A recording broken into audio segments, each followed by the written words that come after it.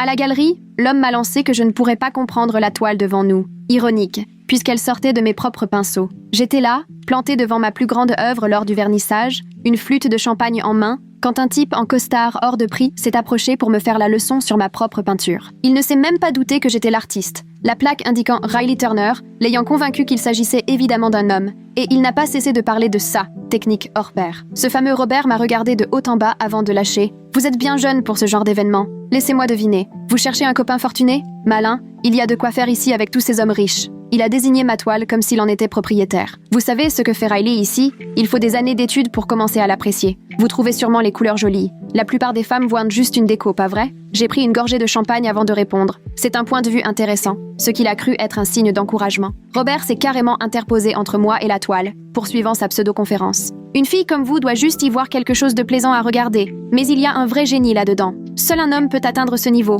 Les femmes n'ont tout simplement pas cette maîtrise technique. Les peintres femmes font des fleurs, du sentimental. Là, il y a une vraie profondeur intellectuelle. C'est biologique, vraiment. Les hommes sont naturellement plus capables d'aller aussi loin dans l'abstraction. Quand j'ai glissé que je connaissais bien le travail de l'artiste, il a éclaté de rire et m'a tapoté l'épaule. Le suivre sur Instagram pour reluquer de jolies images, ce n'est pas ça connaître l'art, ma chère. Vous pensez être cultivé parce que vous êtes allé à une expo immersive Van Gogh? La vraie connaissance, ça se construit en décennies, pas à coups de vidéos TikTok. Il s'est mis à me lancer des questions. Basquiat, ça vous dit quoi? Le clair-obscur, c'est quoi? 3 peintres de la Renaissance, sauf Léonard de Vinci? Dès que j'ai commencé à répondre, il m'a coupé net. Non, raté. Voilà pourquoi les galeries ne devraient pas ouvrir leurs portes à n'importe qui. Vous avez dû googler 2-3 trucs pour impressionner les hommes. Mais Riley s'inscrit dans une tradition que vous ne pouvez même pas effleurer sans une vraie éducation. Pas un BTS, ma belle. Je parle de vraies universités. Il s'est de nouveau tourné vers ma toile, haussant le ton pour attirer les curieux. Ce que Riley a accompli ici, il faudrait au moins 100 000 $ d'études pour y arriver. Rien que les matériaux coûtent sans doute plus que ce que vous touchez en un mois derrière votre caisse. Il a jeté un regard méprisant à ma tenue. Solde chez Carrefour, non? Quand on s'habille comme ça, on ne peut pas comprendre ce que représente un tel investissement. Il a sûrement mis plus pour un seul pinceau que vous pour toute votre garde-robe. Quand j'ai suggéré que l'artiste pouvait être autodidacte, Robert a esquissé un sourire méprisant. C'est comme ça que vous avez découvert l'art? Quelques ateliers peinture entre copines? Il m'a saisi par le poignet pour me tirer vers un autre angle, sans douceur. Vous êtes trop ignorante pour vous placer correctement. Riley voulait qu'on la contemple précisément d'ici. Ne pas le comprendre, c'est manquer de respect à son travail. Il a gardé sa main sur moi tout en continuant son discours. Honnêtement, vous expliquer ça, c'est comme apprendre les maths à un gamin. Vous n'avez même pas les bases. J'ai tenté de me dégager. Il a resserré sa prise. Quoi? Je vous empêche de prendre des selfies? Voilà pourquoi les vrais collectionneurs fuient ces événements. Les filles comme vous viennent pour l'alcool gratos et pour chasser le millionnaire. Vous polluez ce lieu dédié à l'art. Il a fait signe à la sécurité. Elle est ivre et gêne les invités. Vous devriez vérifier si elle a vraiment sa place ici. Robert s'est alors tourné vers la foule rassemblée. C'est ça, le problème de l'art aujourd'hui. N'importe qui se croit légitime pour donner son avis. Riley Turner, lui, sera étudié dans les facs. La différence entre lui et elle, c'est le talent, l'intelligence, tandis qu'elle prend la place de ceux qui ont vraiment leur place ici. Elle vole littéralement l'air des vrais amateurs. Des murmures mal à l'aise ont parcouru le public. Je sentais que quelqu'un allait finir par lui dire qui j'étais. Mais la commissaire de l'exposition a saisi le micro avec un timing parfait. Mesdames et messieurs, j'ai le plaisir d'inviter notre artiste, Riley Turner, à venir dire quelques mots sur sa collection. Je me suis tournée vers Robert et j'ai tendu ma coupe de champagne. Vous pourriez me tenir ça? Sa main s'est tendue d'instinct pour saisir le verre pendant que je montais sur l'estrade. Et j'ai vu sa mine passer de la perplexité à la compréhension, puis à la panique pure quand j'ai attrapé le micro. J'avais effectivement 2 mots à dire. Mes doigts se sont refermés sur le pied du micro et j'ai pris une grande inspiration. Le silence était total. Robert figé avec ma coupe à la main, le teint qui virait du suffisant au livide en un clin d'œil. Tous les regards étaient braqués sur moi, mais j'ai parlé d'une voix posée et claire. Merci à tous d'être venus ce soir découvrir mon travail. J'ai croisé un instant le regard de Robert, qui aurait voulu s'effacer. Je me suis tournée vers le public, souriant aux témoins de la scène. Cette collection compte énormément pour moi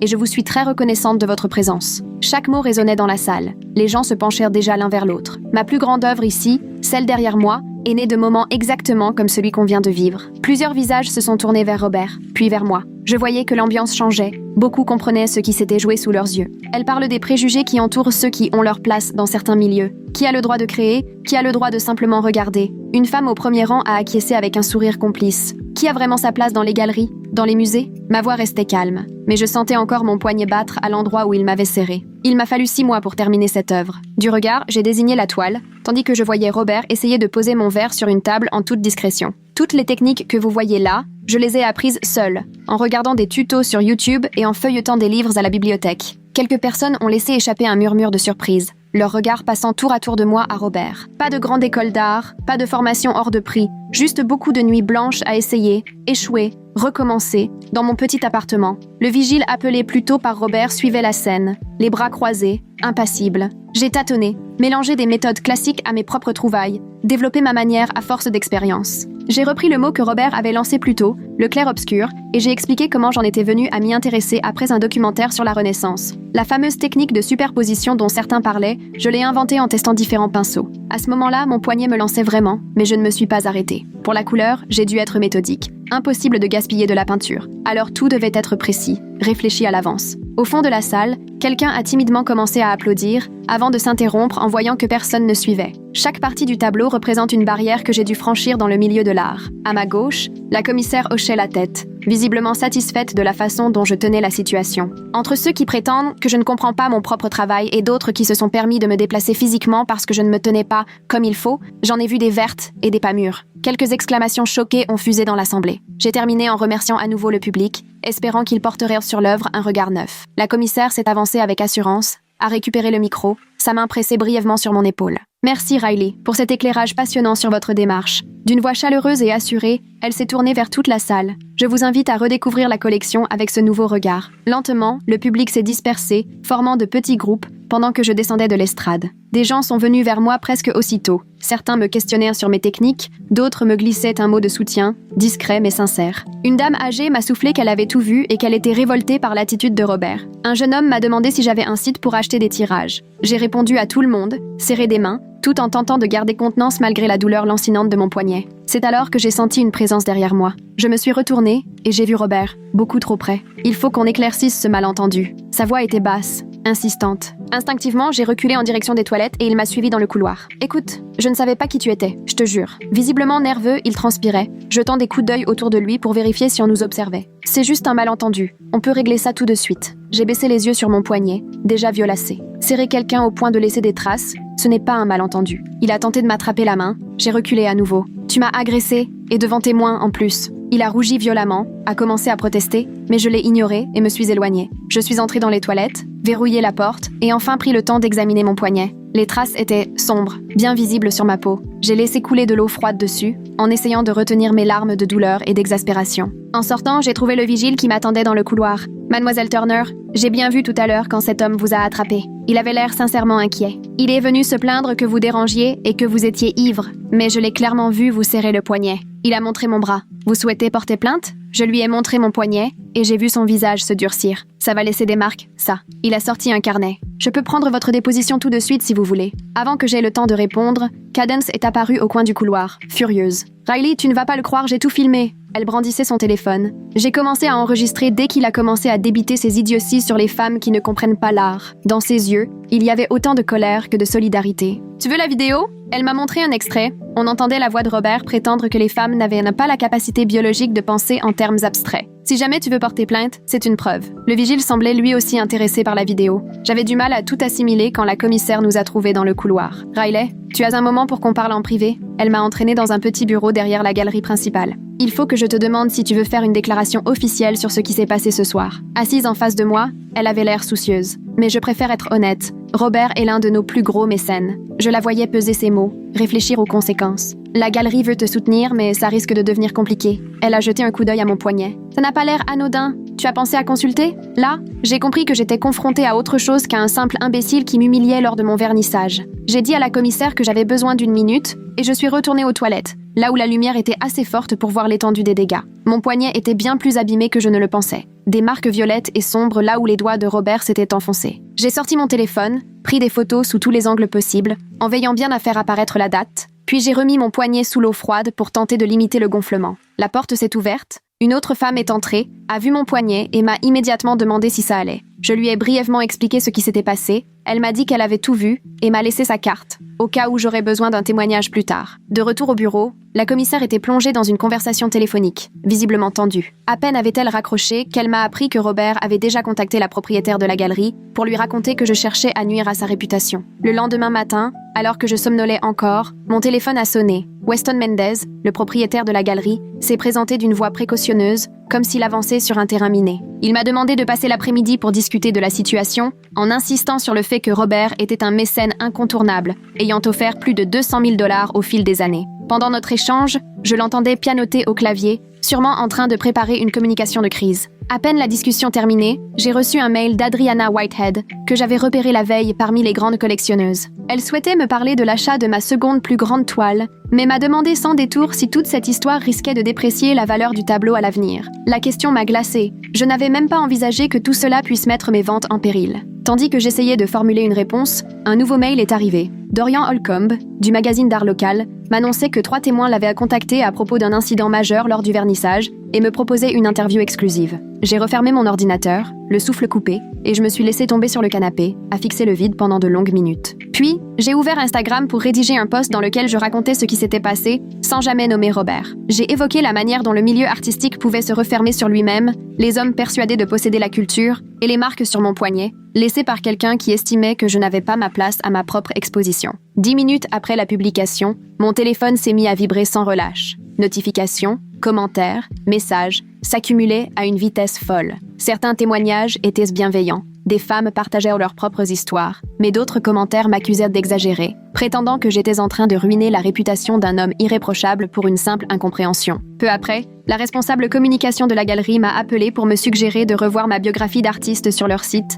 afin de l'aseptiser et d'éviter toute allusion à l'incident. Je lui ai répondu que ma démarche avait toujours été de questionner les rapports de pouvoir, et que modifier mon texte maintenant reviendrait à céder précisément à ce que Robert représentait. Elle a soupiré, m'expliquant qu'elle allait devoir en discuter avec Weston, car la galerie essayait de ménager à la fois mon exposition et sa réputation. Les réactions sur Instagram ne faiblissaient pas. Certains messages devenaient franchement hostiles. Des inconnus me disaient que je méritais bien pire qu'une simple main au poignet, que des femmes comme moi dégradèrent l'art. J'ai même reçu un message avec l'adresse de mon atelier, que je n'avais jamais rendu public, accompagné de la menace à peine voilée qu'on savait où me trouver si je persistais à parler. Les mains tremblantes, je faisais des captures d'écran de ces messages et d'autres encore, qui me semblaient carrément inquiétants. Le vigile de la galerie m'a contacté pour me demander de venir déposer un rapport officiel, puisqu'il avait assisté en direct à la scène avec Robert. Je l'ai retrouvé sur place 1 heure plus tard. Il a pris des photos de mon poignet avec son téléphone pro et noté scrupuleusement tout ce que je lui relatais des agissements de Robert. Il m'a même montré ses notes de la veille, où il avait déjà consigné que Robert avait tenté de me faire expulser en prétextant que j'étais ivre,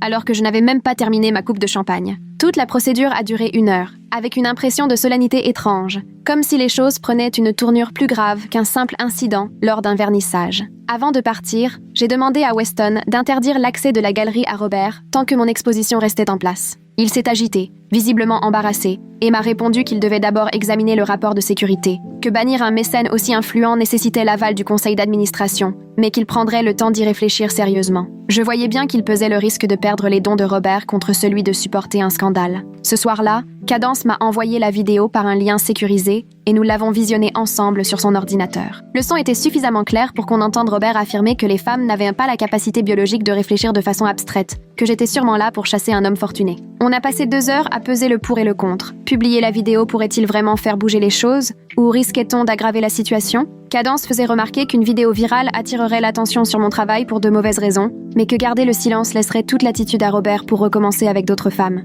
Impossible de trancher. On tournait en rond sur les questions de consentement, de conséquences et de l'utilité réelle d'un scandale. Mon téléphone a vibré. Adriana voulait savoir si elle pouvait passer à la galerie pour discuter de l'achat d'une de mes œuvres. Nous nous sommes retrouvés là-bas le lendemain, et elle s'est dirigée d'emblée vers ma grande toile au profond bleu zébré de cuivre. Elle l'a contemplée longuement avant de m'annoncer qu'elle souhaitait la réserver, mais me demandait si j'accepterais une réduction vu ce qui s'était passé lors du vernissage. Ses doigts dessinaient des volutes devant la toile, pendant qu'elle m'expliquait qu'elle adorait l'œuvre, mais craignait que l'histoire n'en ternisse la cote ou n'influence le regard des autres collectionneurs. J'ai senti mon estomac se nouer. C'était bien ce que je redoutais, que les agissements de Robert me coûtent des ventes et des opportunités. Elle a proposé 20% de moins que le prix affiché, soit presque 3 000 € de manque à gagner sur une pièce à laquelle j'avais consacré 4 mois. Je lui ai dit que j'avais besoin de réfléchir et que je lui donnerais une réponse avant la fin de la semaine. Ce soir-là, une amie avocate m'a appelé pour m'inviter à prendre un café, ayant vu mon post sur les réseaux et souhaitant discuter des aspects juridiques de cette histoire. Nous nous sommes retrouvés dans le café du quartier. Elle a sorti son bloc-notes et, en griffonnant des schémas, m'a expliqué les subtilités du droit de la diffamation, insistant sur le fait que, même si Robert était en tort, je devais mesurer chacune de mes paroles en public. Elle m'a précisé que la vérité pouvait constituer une défense, à condition d'avoir des preuves solides pour tout, et que le simple fait d'affirmer qu'il m'avait agressé pouvait être périlleux sans témoin prêt à en attester. Elle m'a rappelé que, grâce à sa fortune, il aurait les moyens de me traîner en justice pendant des mois, même sans réel espoir de gagner. Son conseil était limpide, s'en tenir aux faits vérifiables, à ce qui avait été dit devant témoins et bannir tout ce qui pouvait passer pour une opinion ou une interprétation. Elle tapotait son stylo en listant tous les pièges juridiques, m'avertissant qu'avoir raison ne suffisait pas toujours devant un tribunal. J'ai tout enregistré discrètement sur mon téléphone pour ne rien oublier. Le lendemain matin, voyant que mon poignet me faisait encore mal, je suis allée aux urgences pour obtenir un certificat médical officiel. La salle d'attente débordait de monde, et je n'ai été appelée qu'au bout de 3 heures. Le médecin a palpé mon poignet, l'a testé dans tous les sens pendant que je racontais ce qui s'était passé à la galerie. Elle m'a rassurée. Ce n'était qu'une entorse légère, rien de cassé, mais il y avait bien des bleus et un gonflement typique d'une saisie un peu trop nerveuse. La consultation m'a coûté 85 € après remboursement, une somme que j'avais du mal à sortir, mais je n'avais pas le choix. Elle a imprimé le certificat avec les photos des ecchymoses et m'a conseillé de mettre de la glace et de prendre de l'ibuprofène contre la douleur. Sur le chemin du retour, je me suis arrêtée à la pharmacie et j'en ai eu pour 12 € de médicaments supplémentaires. Pendant que j'appliquais la glace, Dorian m'a appelé pour me proposer qu'on se voie afin de discuter de son idée d'article. Il est passé à l'atelier le lendemain, muni de son dictaphone et de son carnet. Il a pris le temps d'observer mes toiles avant de m'expliquer son projet. Écrire sur le sexisme systémique dans les galeries, sans nommer directement Robert. Il pensait évoquer un incident récent pour amorcer une réflexion plus large sur la manière dont les artistes femmes sont traitées dans ce milieu. Ça m'a semblé être un compromis raisonnable. On soulevait le problème sans prendre de risques juridiques, même si une part de moi aurait préféré tout dire, non compris. Il m'a interrogé pendant 1 heure, me demandant si j'avais déjà vécu d'autres situations de ce genre, et je me suis rendu compte que j'en avais des dizaines. 3 jours plus tard, j'étais à l'atelier quand j'ai reçu un mail d'un cabinet d'avocats.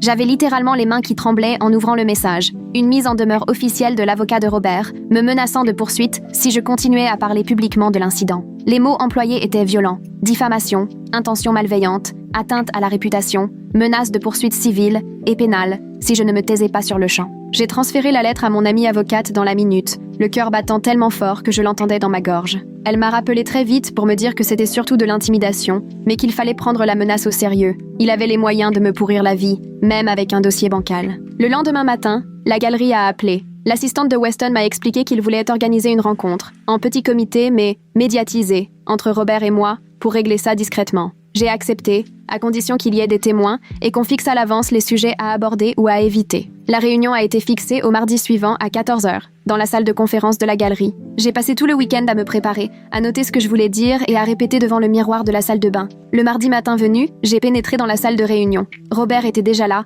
accompagné de son avocat, l'air excédé comme s'il perdait son temps. La médiatrice, une femme d'une 50aine d'années, n'a cessé de parler d'intérêts communs et de la nécessité d'avancer positivement. Robert a formulé ce qu'il a appelé des excuses, mais s'est contenté de regretter un malentendu sans jamais reconnaître ni son geste ni ses propos sur les femmes. À mon tour, j'ai été claire. Il m'avait agressée physiquement et humiliée en tant que femme. Ce n'était pas un malentendu, mais un vrai problème de comportement de sa part. Son avocat, constamment, reformulait ses paroles pour les rendre plus acceptables, sans qu'il n'assume jamais la moindre responsabilité. Après 1 heure de ce dialogue de sourds, la responsable communication de la galerie a proposé qu'on prenne une photo en nous serrant la main pour la newsletter, histoire de montrer que tout était réglé. J'ai refusé net, expliquant qu'une photo de réconciliation forcée ne ferait que nier ce que j'avais vécu et viderait mon travail artistique de son sens. Le visage de Robert s'est empourpré. Il a marmonné que j'étais difficile, aussitôt couvert par son avocat. La réunion s'est achevée sans avancée réelle, si ce n'est que Robert s'est engagé à ne pas participer aux événements pendant toute la durée de mon exposition.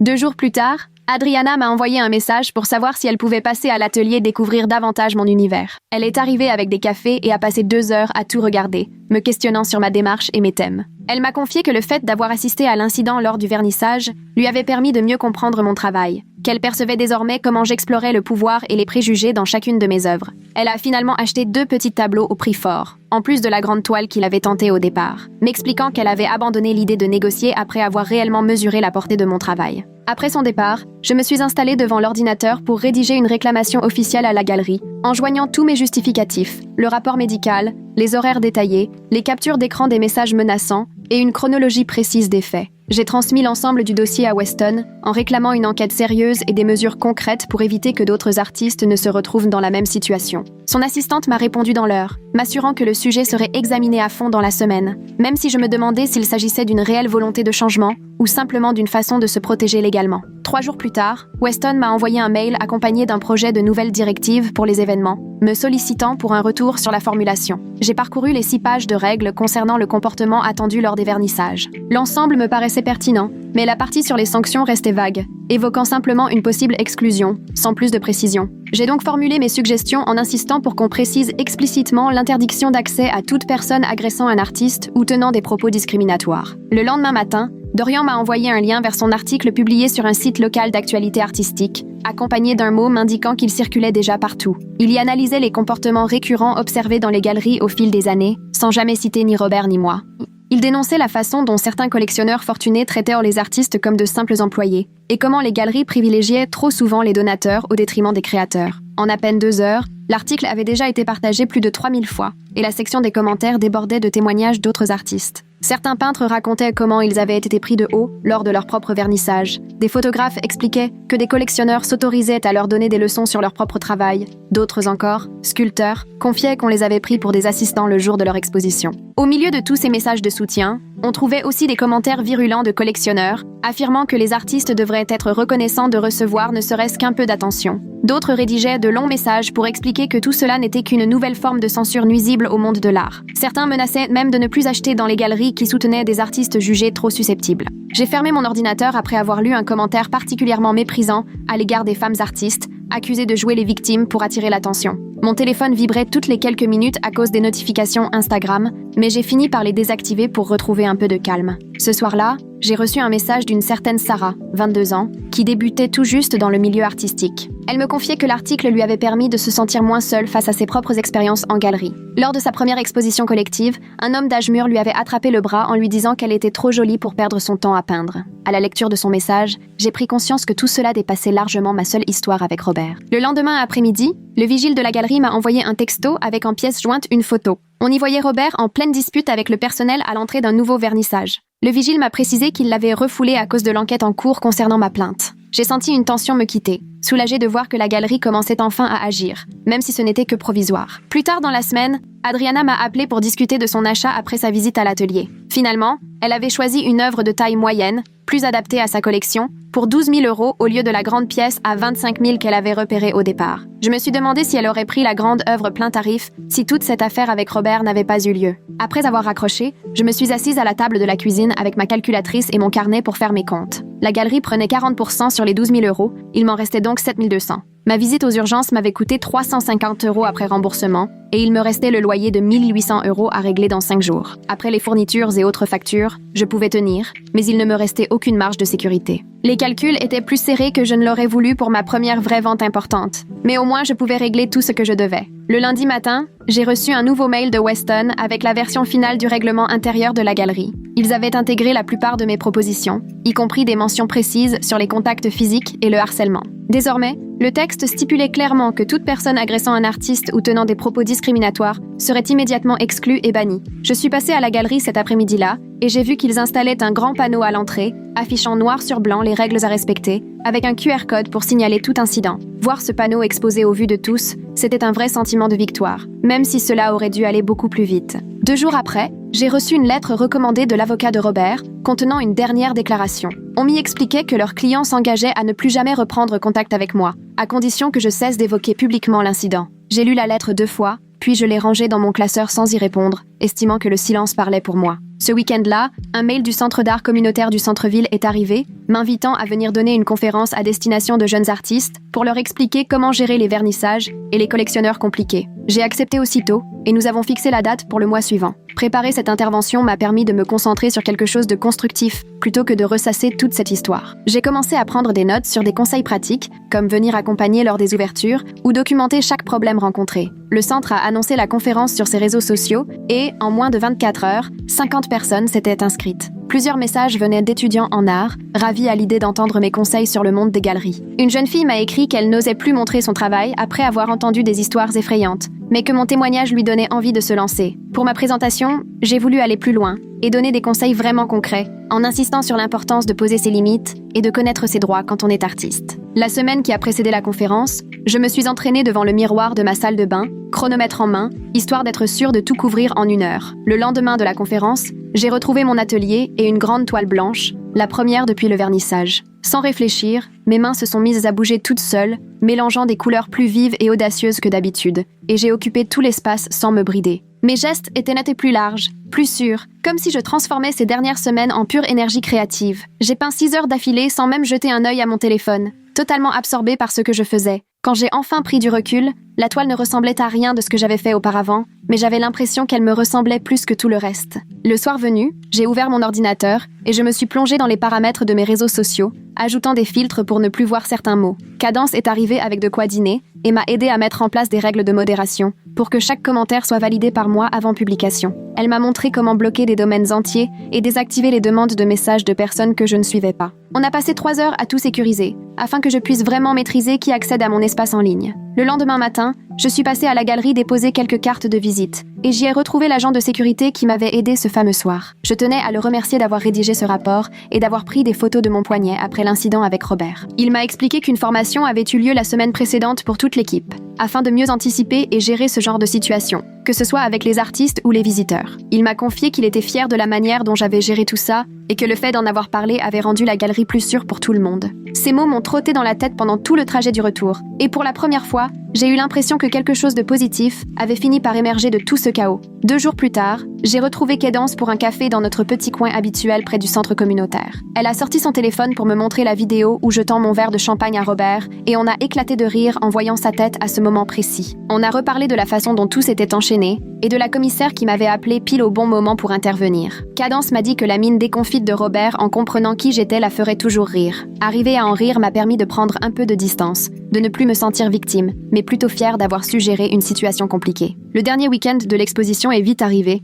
J'ai passé les 2 jours à la galerie, à observer les visiteurs découvrir mes œuvres. 3 tableaux sont partis le samedi, dont un acheté par un collectionneur qui avait fait 4 heures de route rien que pour voir l'expo. Le dimanche, 2 collectionneurs sérieux ont demandé à venir voir mon atelier, curieux de découvrir le reste de mon travail. Mes toiles parlaient enfin pour elles-mêmes, sans que le drame du vernissage ne plane au-dessus. Les gens me questionnaient sur ma façon de travailler, sur mes sources d'inspiration, sans jamais mentionner l'épisode avec Robert. Ce lundi-là, je me suis installée pour écrire un message de remerciement à tous ceux qui m'avaient soutenue ces dernières semaines. J'y ai ajouté un lien vers le nouveau code de conduite de la galerie, et j'ai dit à quel point j'étais fière d'exposer dans un lieu qui prend ce genre de choses au sérieux. En moins d'1 heure, la publication avait récolté des centaines de likes et de commentaires d'artistes partageant leurs propres expériences. 3 autres galeries m'ont contacté pour avoir le texte du règlement et l'adapter chez elles. Voir que mon témoignage poussait d'autres lieux à agir a donné tout son sens à ce stress. Mercredi après-midi, Weston m'a appelé pour m'annoncer que le conseil d'administration avait tranché concernant Robert. Il était banni de tous les événements de la galerie pour 6 mois,